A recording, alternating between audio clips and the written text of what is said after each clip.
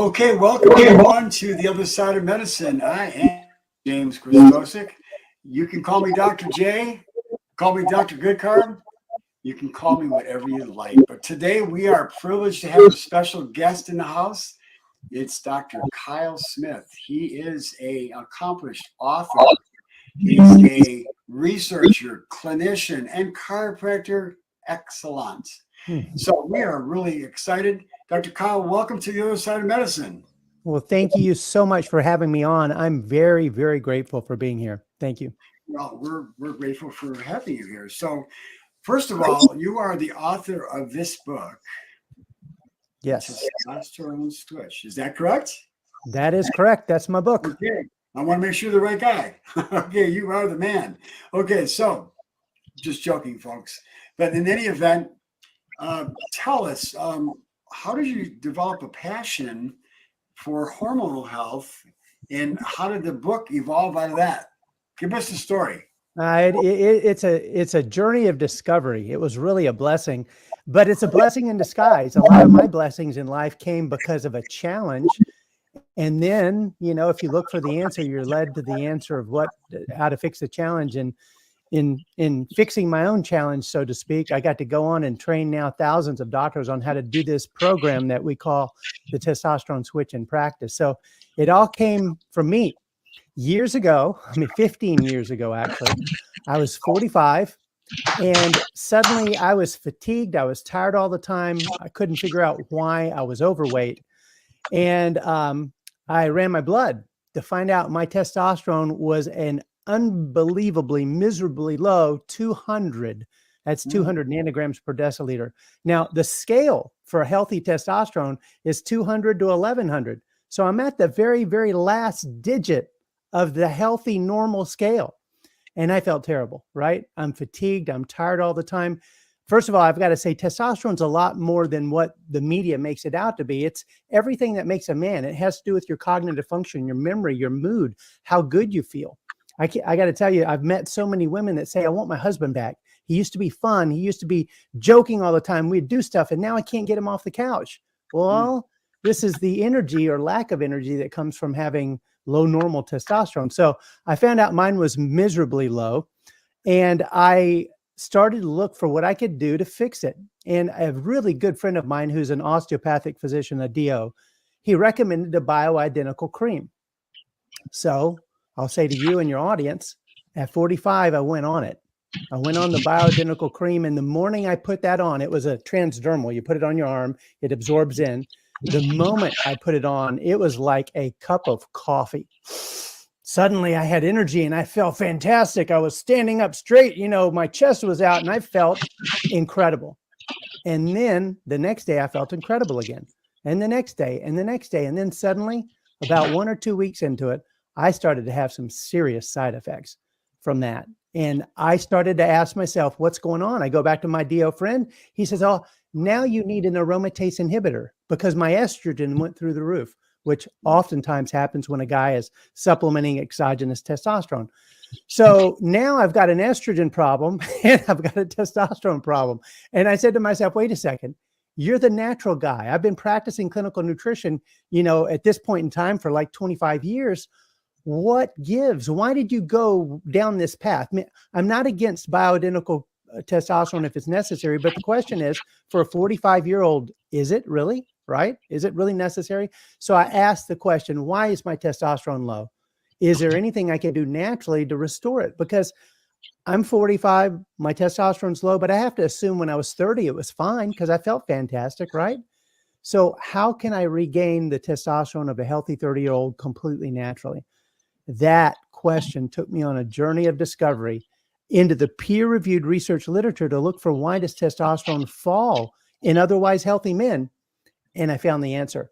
As a matter of fact, it only took like the first Google search to uncover the answer to the question. And here it is. Are you ready for you and your audience? Now, by the way, I know you know the answer, but for your audience, what causes a man to lose his testosterone as he ages is stress, the stress hormone cortisol.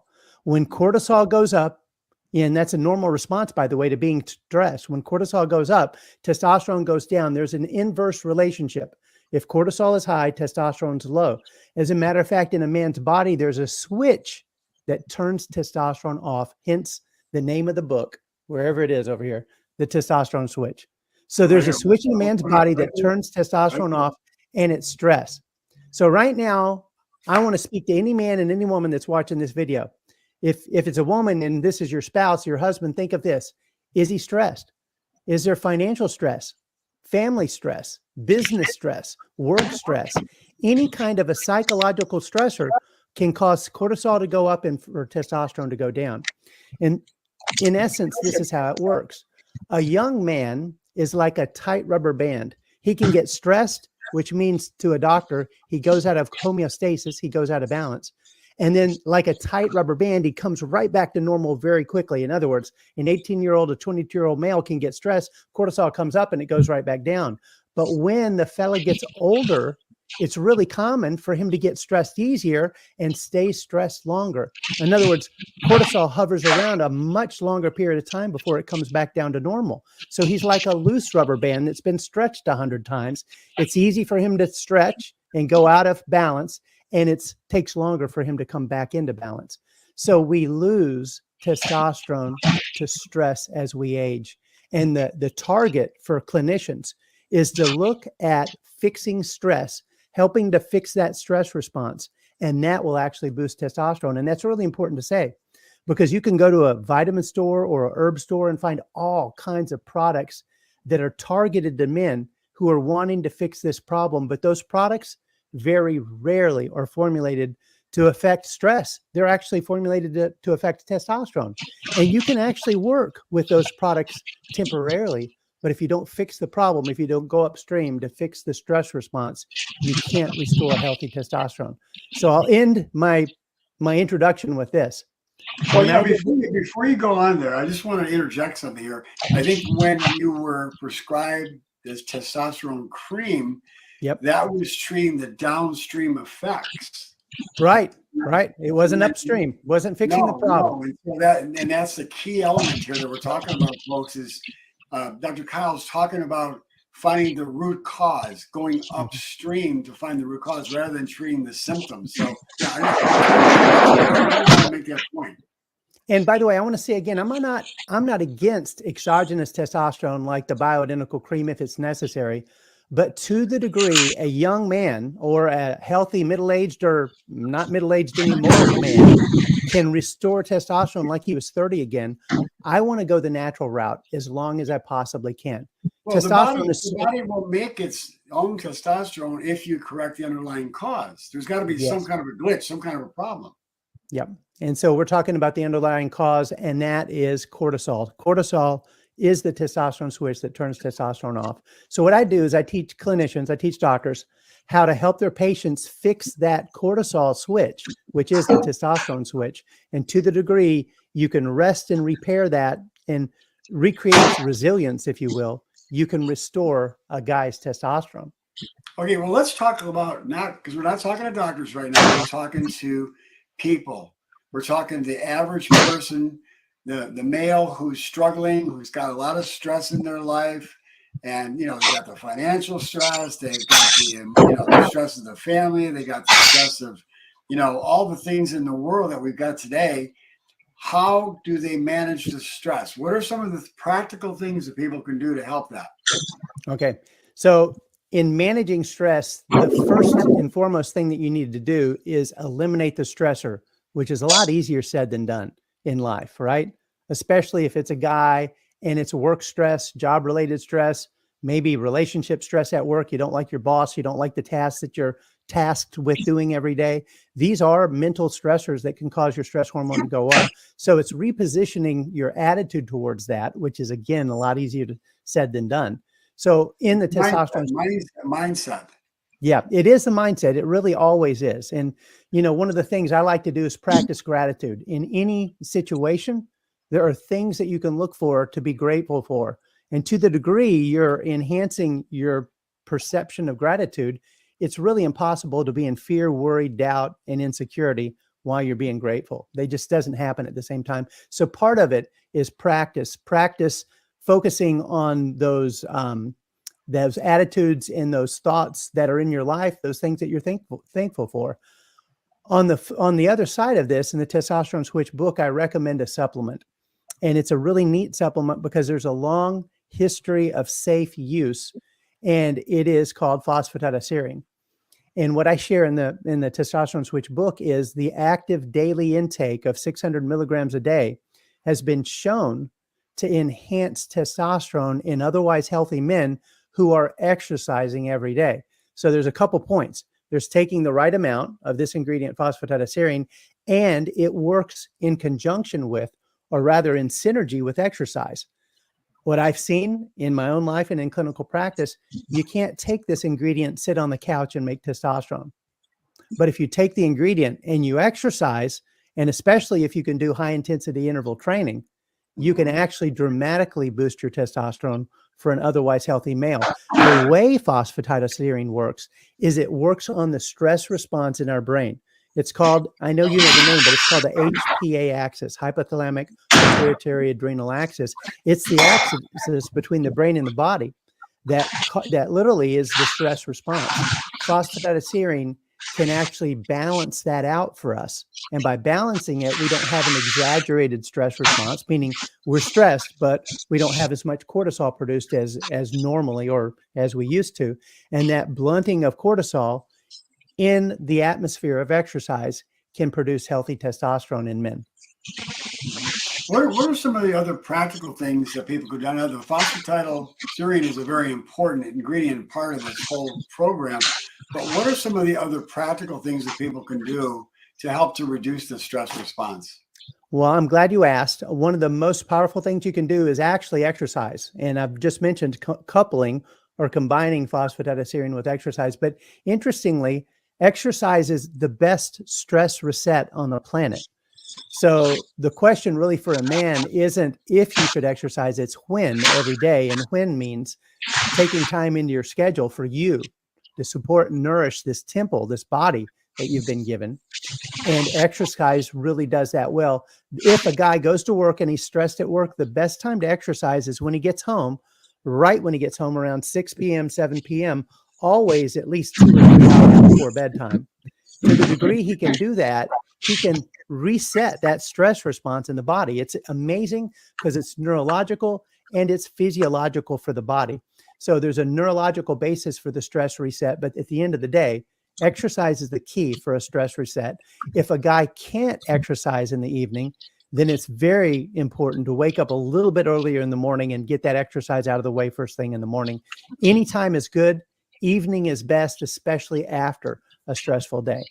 Now you mentioned the quick burst exercise. Explain that to our listening audience, what that entails and some of the practical things that they can do to be able to incorporate that into their life without having to be a professional athlete or something of that nature. Okay, so the form of exercise that I recommend in the book is called high intensity interval training. And this is for lack of a better term, it's not a scientific term, but for lack of a better term, it's a magic form of exercise because it creates an optimal hormone response. And for a man, that means it will boost testosterone.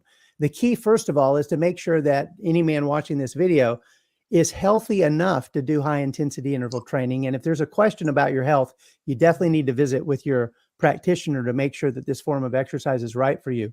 But the best thing you can do is get some form of heart monitor. I'm wearing one right on my arm right now, which is called a Whoop band. You've got a heart rate monitor, and it will tell you based on your age where your 80% of your maximum healthy heart rate is and 90%. And with high intensity interval training, you basically want to warm up really well and then do some form of intense exercise to get to about 80% of your maximal healthy heart rate for your age. To the degree you can do that quickly, like a sprint of some kind, once you get winded and your heart rate goes up, you take a pause for about 30 seconds to a minute, breathe deep and let your heart rate come back down and reset. And then you do this again. That's called an interval. So if you and I were doing this, and I'm not going to say this is the best type of exercise, but let's make it a sprint because we all know how hard a sprint is, right? If we're running, if you and I were doing a 100-yard dash to see who could win right now, right? and we're healthy enough to do that exercise and we're all warmed up, we're going to exercise to our full capacity for running for 100 yards. That will get your heart rate up to 80% super fast, right? You'll get super winded, and you stop once you're winded, let your heart rate recover as you're breathing deep. That is called one interval. The beautiful thing is what we've seen is in science, if you exercise just 10 minutes a day with high intensity interval training, you can dramatically improve testosterone. And by the way, set off a whole cascade of positive reactions in your body from exercising in this way. But it really is all about intensity. Yeah. Now, not everybody listening is going to be able to do sprints. So what are some other alternatives to that to be able to accomplish the same thing? There are a number of exercise machines that are very low impact on the joints, and you don't have to be running because running could be dangerous. A VersaClimber is my favorite. That's a torture machine that I know you're familiar with. Recumbent bike will work. Stationary bike, an elliptical machine will work. Anything where you can start moving your upper body and lower body at the same time with intensity. I've seen a lot of doctors recommend rebound trampolines, where you can go on Amazon and buy a good quality one for about $100, put that in your house, assemble it, and put on a good set of shoes that fit well, warm up, and run in place on that rebound trampoline. And that way you're not inflicting any damage on your knees and your hips and your ankles, and you're getting the benefit of moving those limbs rapidly, which will cause your heart rate to go up very quickly. How about brisk walking, just like to get the heart rate up? Brisk walking, but I have to tell you, if you're doing it outside in the neighborhood, you're going to look goofy because it's going to be that power walk. You're going to be swinging your arms and walking as fast as you possibly can. That will work too. And as you know, it'll set off a burn in your legs, and that's a good sign that you're working your maximum capacity. And I'm glad you brought that up. Now that we're moving into spring and summer, you can get in the swimming pool with a kickboard, kick as hard as you possibly can for a minute. That will do it for sure. And of course, that's probably the friendliest form of exercise because you're definitely not putting any stress on your joints. Well, those are all really good practical ways. So thank you for that. That's a very valuable tool right there to be able to do. And you don't have to spend a lot of time. That's the neat thing about it. 10 minutes, anybody can do that. 10 minutes. And again, we're looking for an optimal hormone response. 10 minutes, if it's high intensity interval training, it's all you need to do to produce a maximal testosterone response, especially in the environment of phosphatidylserine. Wow, this is good stuff. So let's move on and talk about some of the other things that you recommend in the book. Okay, so the first and foremost one is phosphatidylserine. And I just mentioned the daily intake or dosage, 600 milligrams a day. If you go into Google and you do a search on testosterone and phosphatidylserine, you'll pull up the first study that I ever saw. That was a double-blind placebo-controlled trial showing that amount of phosphatidylserine produced that kind of result in exercising men. And by the way, the beautiful thing is in this study, the men were doing moderate intensity exercise. Now, interestingly, they were college-aged men. So their idea of moderate exercise is what I would call maximal exercise. But at the end of the day, moderate to high intensity exercise is what produces the optimal testosterone response with the phosphatidylserine. The second ingredient that I recommend is called ashwagandha. Ashwagandha is an Ayurvedic or Indian herb, a long history of safe use. And this is an amazing ingredient because it itself can help reset your stress response. And interestingly, that ingredient, ashwagandha, has actually been shown to improve sleep quality. And here's a key. To the degree you can improve sleep quality in an otherwise healthy man, you actually can improve testosterone production. Matter of fact, it's worthy of saying you can't be short on sleep every night and be expecting to be making your maximal healthy amount of testosterone. Men need, according to the science, about 7 solid hours of good sleep every night to make testosterone. If you fall short of that, you're actually lowering your total body level of testosterone. So sleep is important, and ashwagandha fits into the picture because it can improve sleep quality. By the way, exercise, especially high intensity interval training, can improve sleep quality too. So if you're going to combine these things, the phosphatidylserine plus the ashwagandha plus exercise every day, you're really moving in the direction of supporting a healthy stress response and raising testosterone because of that. But another really powerful method to be able to help to reduce the stress response is deep breathing. You mentioned breathing while you're exercising, but just doing deep breathing exercises a couple, 2, 3 times a day will dramatically help to reduce the stress response as well. That is very true. That's true. Yeah. Okay, Yes. so let's talk about some of the other things that you mentioned, because we're going to make sure that we get everything we want for the individuals who are really serious about following this program. We want to give them everything that they're going to need to have to be able to move forward and get all these benefits we're talking about. So what else do they need to do? Okay, the third one that I recommend that I found was super important for me and has been important for other men as well is to take a look at your estrogen levels. A man needs healthy levels of what's called estradiol, which is the major circulating estrogen in men and women. Of course, men have a lot less of it, but it's actually important that men maintain a healthy level of estrogen. If you're overweight or if you're eating bad carbs, and I know you wrote the book about bad carbs, right? Your estrogen levels can carbs from heaven and carbs from hell. Right, exactly. Well, if you're eating the wrong kind of carbs and or you're overweight, especially around the midsection, doctors call that central adiposity, means you've got a lot of adipose or fat tissue around your midsection.